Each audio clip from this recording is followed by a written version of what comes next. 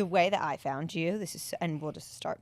The way that I found you is so random, where I saw some TikTok that wasn't your account, but it was like some of you as kids, and then it was a swipe and you guys on college graduation. Yeah. Or high school graduation with your hats that said your college. And I saw Lafayette and I was like, wait, what? Because Lafayette's a small school. It's tiny. And it's such a big family school for me. So I was like, this feels really kismet, given that this is a topic that I feel so deeply passionately about and want to bring more attention to and want to really like spearhead change around. So I straight up just Googled your name and I was like, your name plus Instagram. I found your Instagram, confirmed that it was you on the fact of your profile picture, quite honestly, and your red hair. I'm pretty And then slid into your recognizable. DMs. And I was like, this feels like a kismet opportunity to have someone on to really talk about the impact that these tragedies are having on our youth, because I'm sure, I mean, you were too young to maybe think this, but how old was I in 2012? Oh my God. 20, 23. 20, I was No, born 22. in 91. 21. I'm just guessing. I'm like, 'cause you why can't? When When you I graduated. Oh, you're doing smart math. Okay, yeah. Wait, so then no, Like I hadn't even graduated. I was 20. I was 20.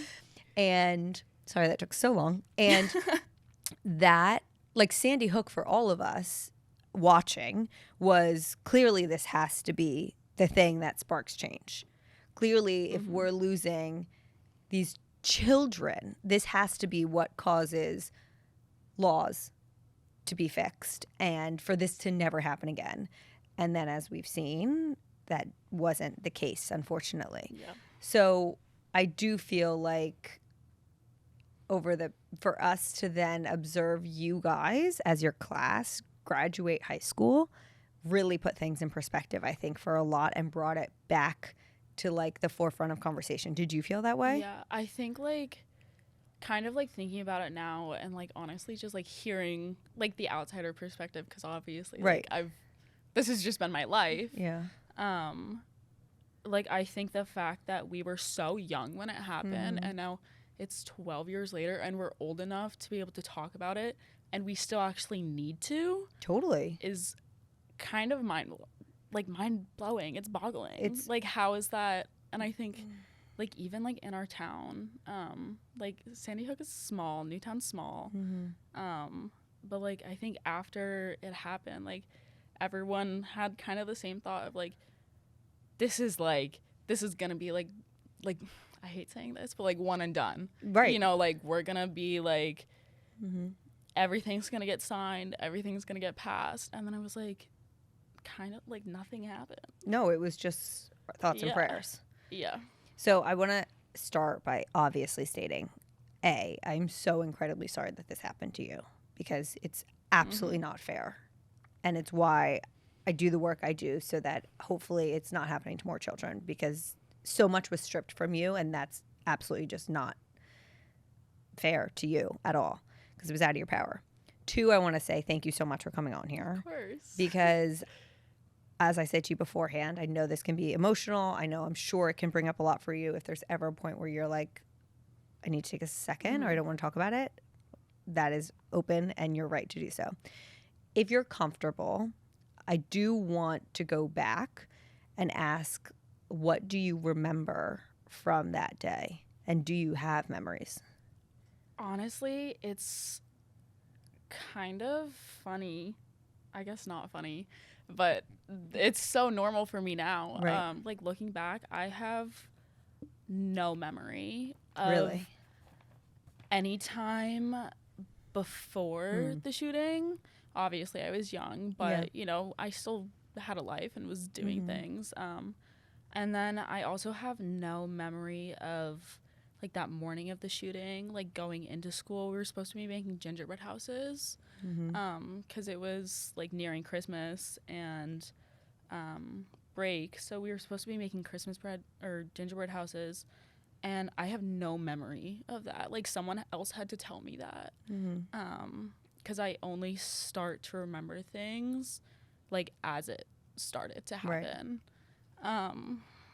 So like I think the first thing that I can remember is like the intercom We had, I think I remember hearing like some like kind of like banging, and then we had our principal came on the loudspeaker, and you know, you could hear her voice being like frantic, and was like, everyone like get to your safe spots like right now, like get there. And then I think was the worst part of it, honestly. Like you could hear the bang and the phone drop and static. Oh my God. Which obviously, like knowing what I know now, we can assume what happened. And then it was just like more like banging.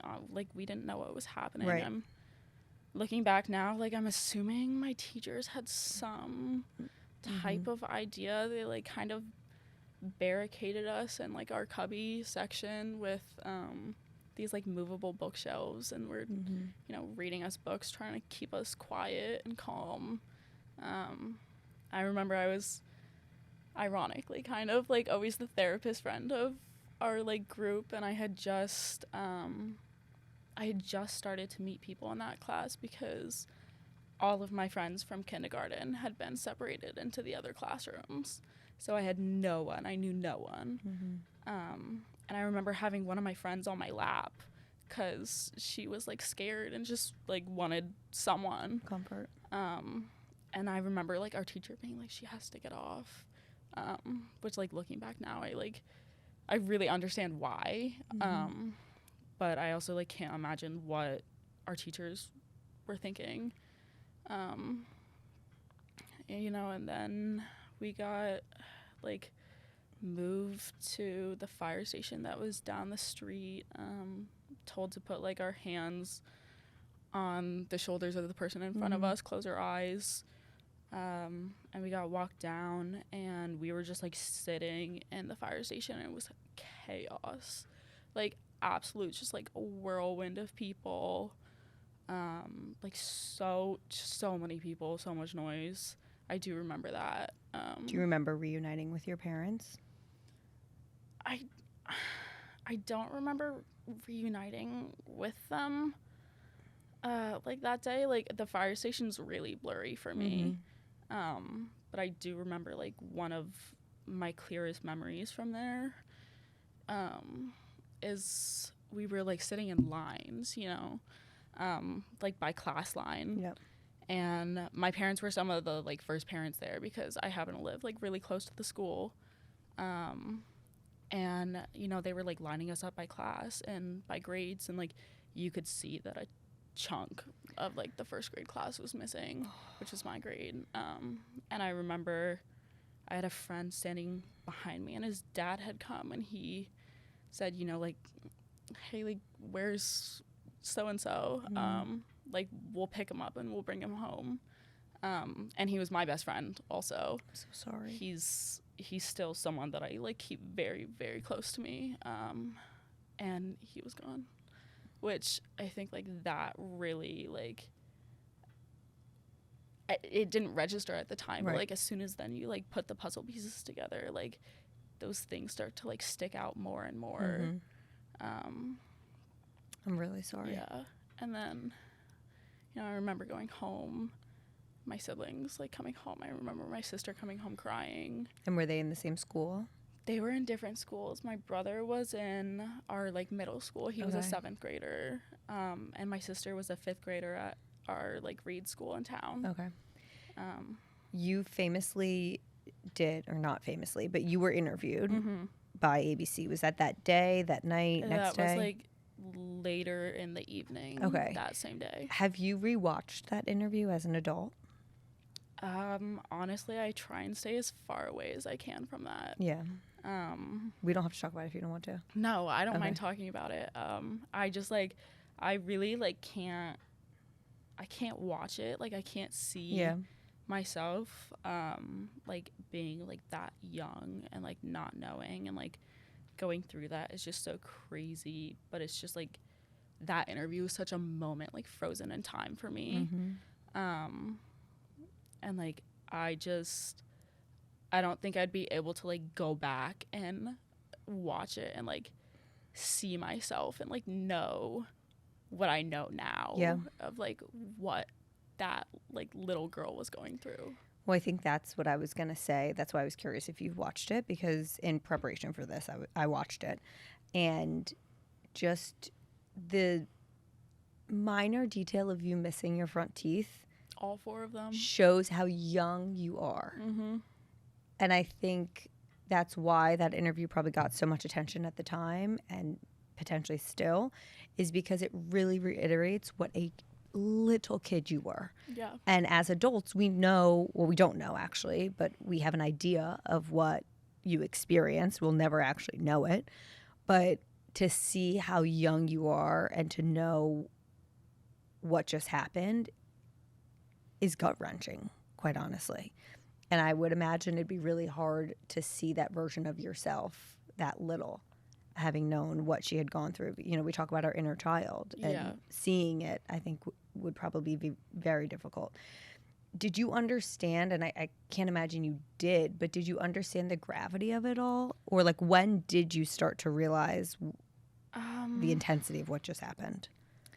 I mean, I think I had kind of understood, you know, after we started to like get more of the like information that started to flood in, when my parents like told me who was gone, when, you know, in the weeks after, like going to funeral after funeral after funeral, like that did kind of click a little bit. But I think when I really, really started to understand the magnitude of Sandy Hook and, you know, the state of the country and the laws, was probably when I started getting to like middle school, probably like, you know, 12, 13.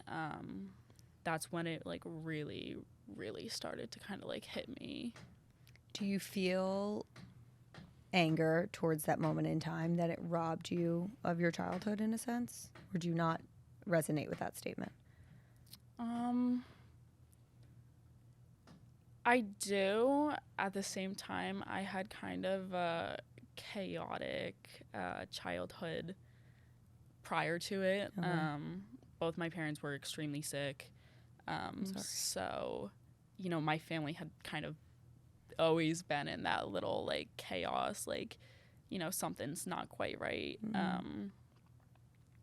But I think now, as I've like gotten older and I've done a lot of work with like trying to reconnect myself to my like my childhood self, because I was completely disconnected from it. Like, I mean, like probably like 10 years, like I really like have no memory because I was just completely severed from it. So once I started to try and like reconnect with, you know, my younger self, like I just feel so sad, like, for her. Of course. Like, obviously it's just heartbreaking and it's like hard to wrap your head around even now, but you know, like it was just like we had such a like normal town and like a normal life, and I had like the greatest friends ever, and like she just got them like ripped away.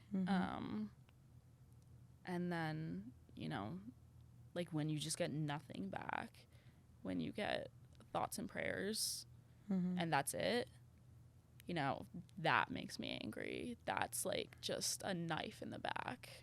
Valid. Yeah.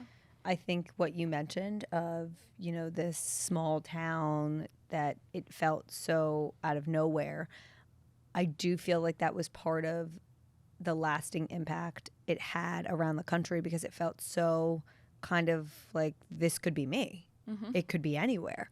I almost equate it to the Highland Park 4th of July parade of like, well, of course, that could be my parade that I was at, you know, and that's really what it felt like from an outsider. Reality, though. That is the horrifying reality of it. Really could be anyone. I want to talk about your mental health, if you're comfortable sharing, and what you're comfortable sharing.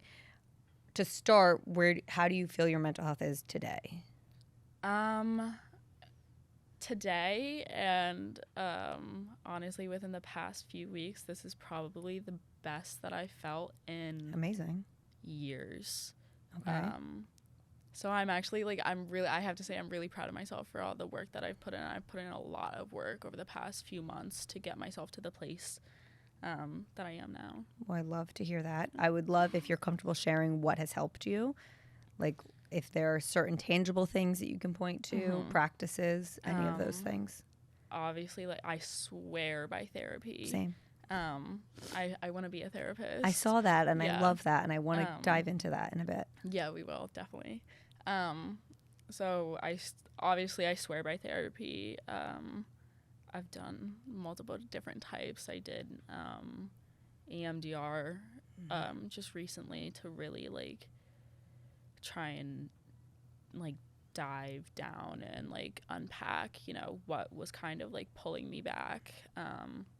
I've done groups. I have gotten really into the practice of, you know, grounding myself and keeping myself present because, you know, in the past, like I was just kind of on autopilot and I was like, you know, the analogy that I use is like a zombie. Yeah.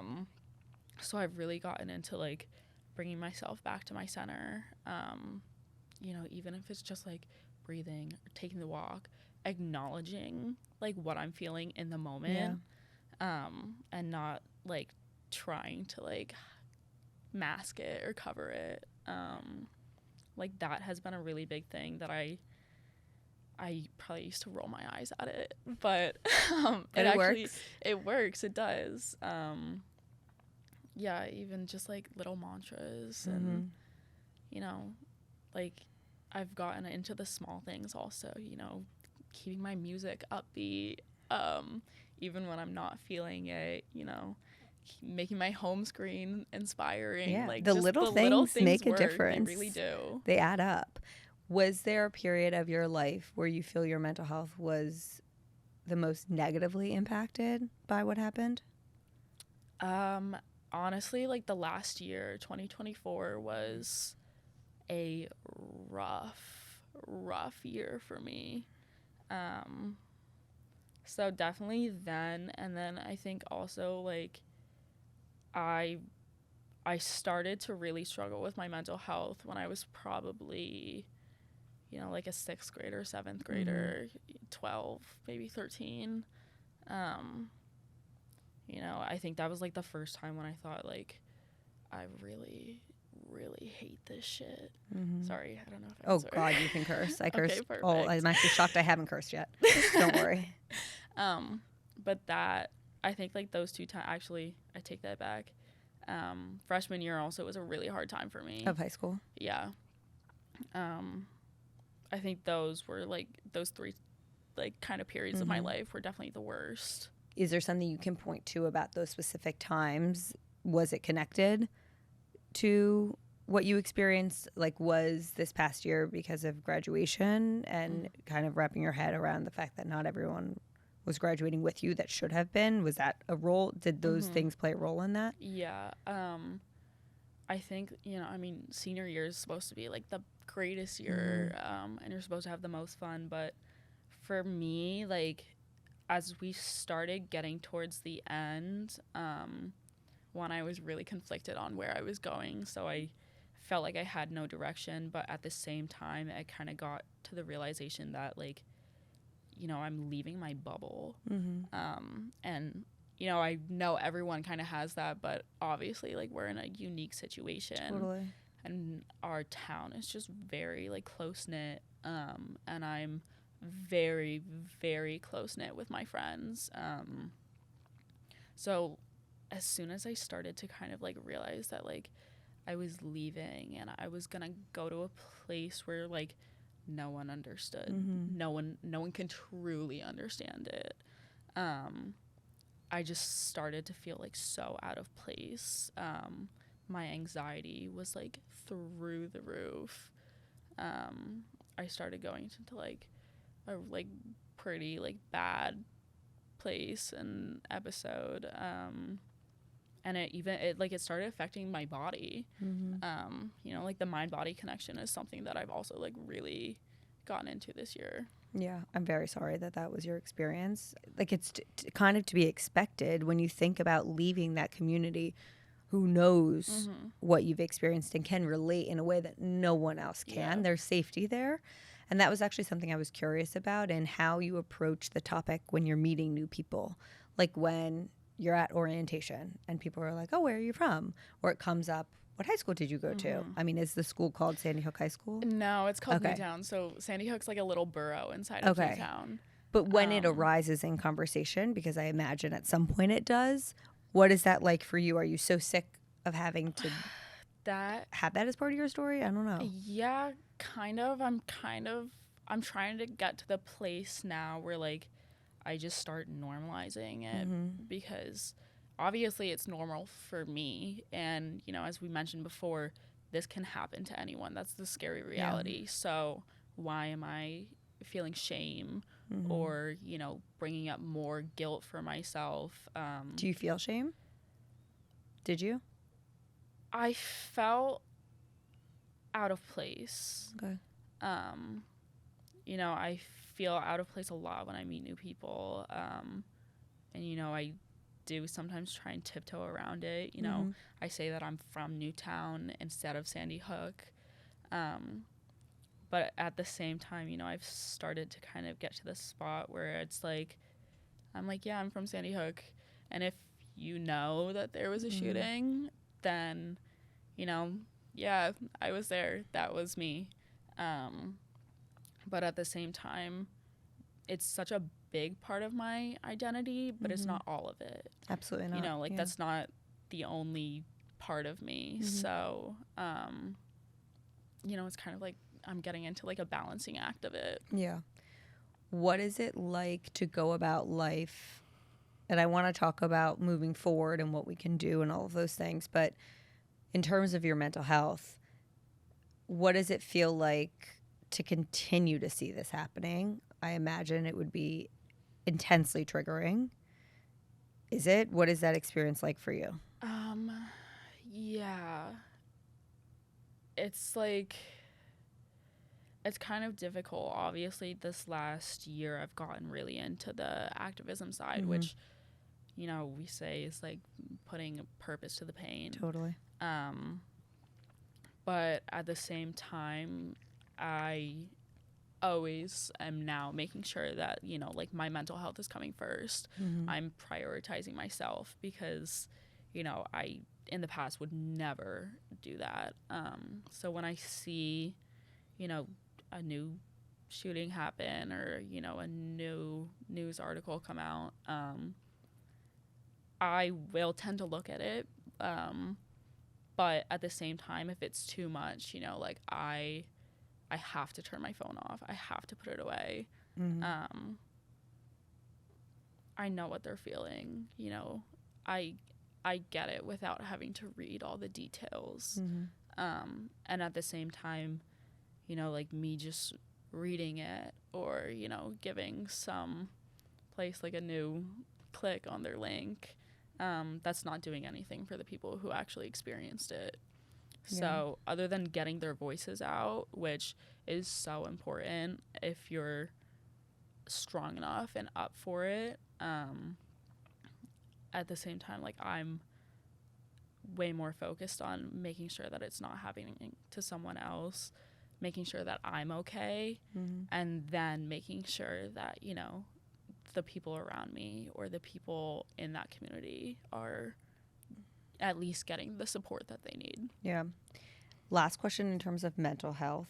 Do you feel, have you experienced PTSD from that experience?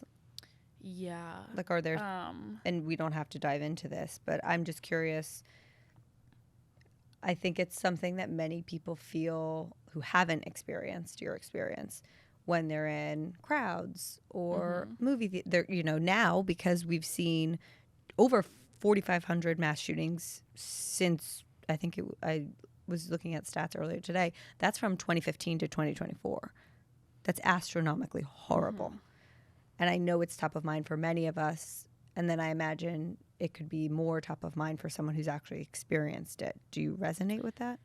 Yeah. I mean, I wouldn't say that I have, you know, the craziest PTSD. I would say a lot of people go through a lot more than I do, but at the same time, it does, make me uneasy when there's large crowds. Right. I remember like the first time that I was in my dorm alone and I could hear like loud footprints in the hallway or a door slam. Like I do get a little jumpy. I notice it.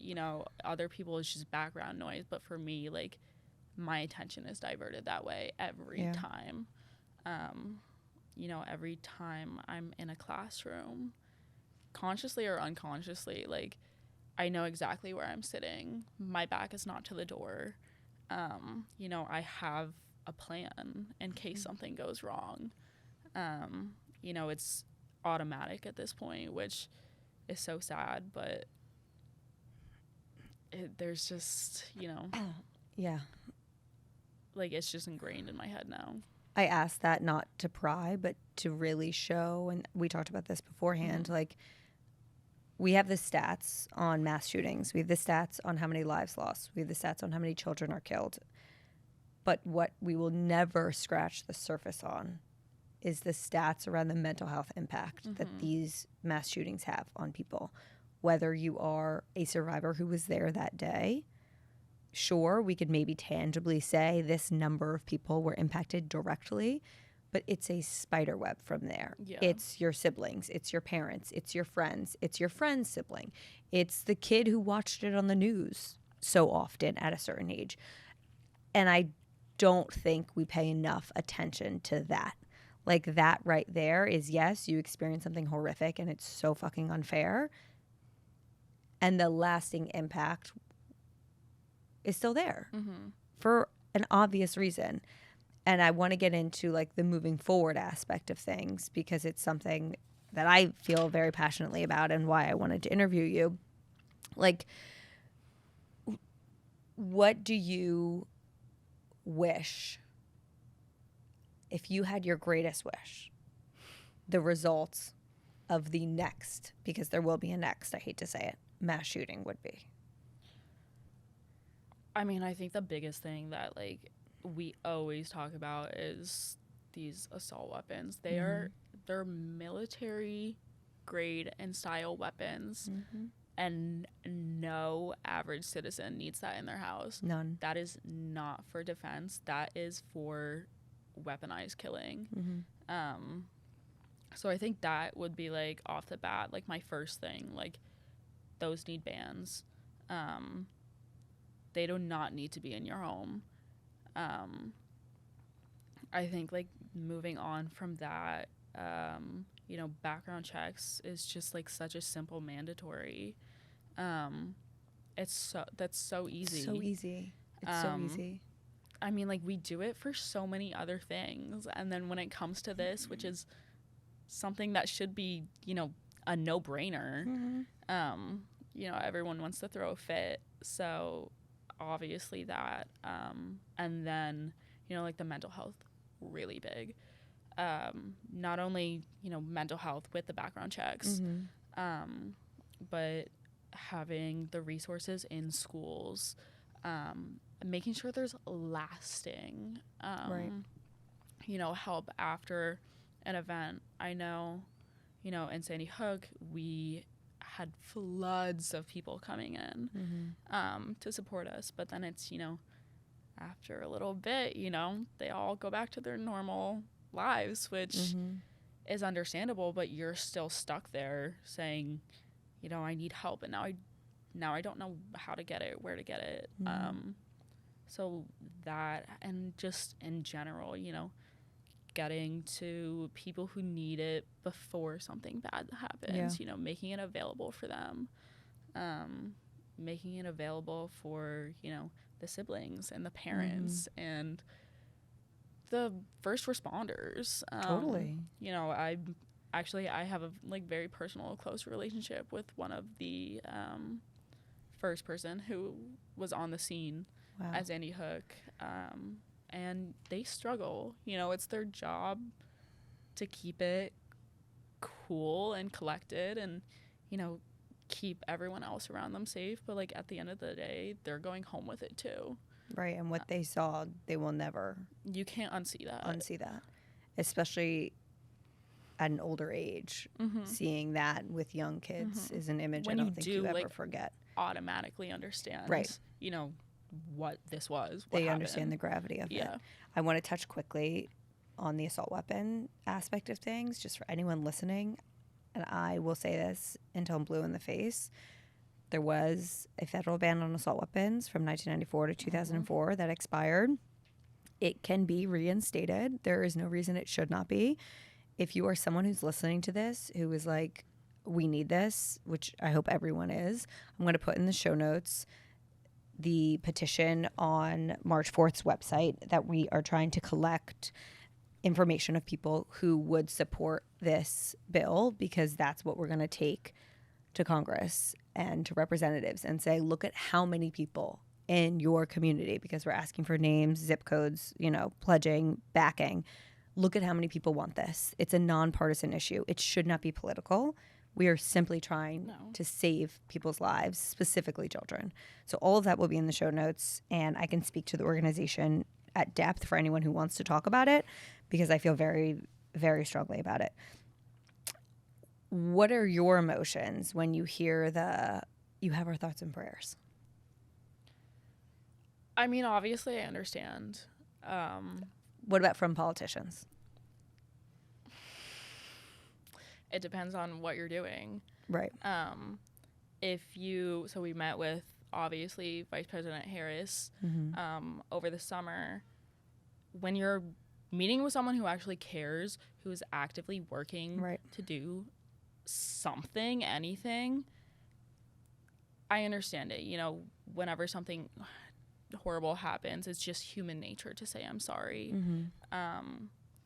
But when you can say I'm sorry and I'm gonna do something instead of just saying I'm sorry and then turning your back, you know, that's the difference. And it's a big one for survivors, honestly. Like, actually, like, feeling heard and continuously heard and supported, it's big. It has a big response. Yeah. I mean, that makes sense. Have you found yourself drawn to the advocacy and activism aspect of all of this? And, like, does that feel, I know you mentioned, I forget if we were recording or not, but putting pain to purpose, like, has that helped you work through your emotions? Yeah, I think so. I think for a lot of my life, you know, I've had that, like, I should have done something. What could you have done? Nothing. Exactly. Nothing. You know, as I got older, I had to start, like, consciously saying that to myself. But, you know, like you say, you think, you feel like, I wish I did something. I wish there was anything. And for me, like, going into that activism, it kind of, you know, like, fills that part. We always say, though, you know, gun violence survivors don't owe you our stories. We don't owe you our voices. We don't owe you our activism. But unless we choose to. Right. And for me, that's something that's been healing and has kind of filled that, and, you know, makes me feel like my voice does matter, and I can, you know, make some type of change, hopefully. Yeah. How do you feel that moment in time has shaped you as a person? I feel like in every way. You know, I think almost every aspect of my life has been shaped by it. The way that I interact with people, you know, my career choice, you know, the friends that I keep around me, and the way that I interact with them. You know, friends are something that everyone loves, but for me it takes on a different, you know, connotation. I'm overly protective of my friends. I love them. I would never let anything happen to them. So, you know, I can't say if that would have been different if not, because, you know, I was 7. You know. I barely had a life before that. But I think there's no doubt that in every place you look, you know, there's some tie back to it. Yeah. I just want to touch briefly on, we discussed like the Spiderweb impact. Do you agree to that? Like, how have you seen that play out in terms of the mental health impact that the shooting had on your community, your loved ones, people who weren't necessarily in the building, but were a certain degree of separation? I mean, like, I see it a lot through my family.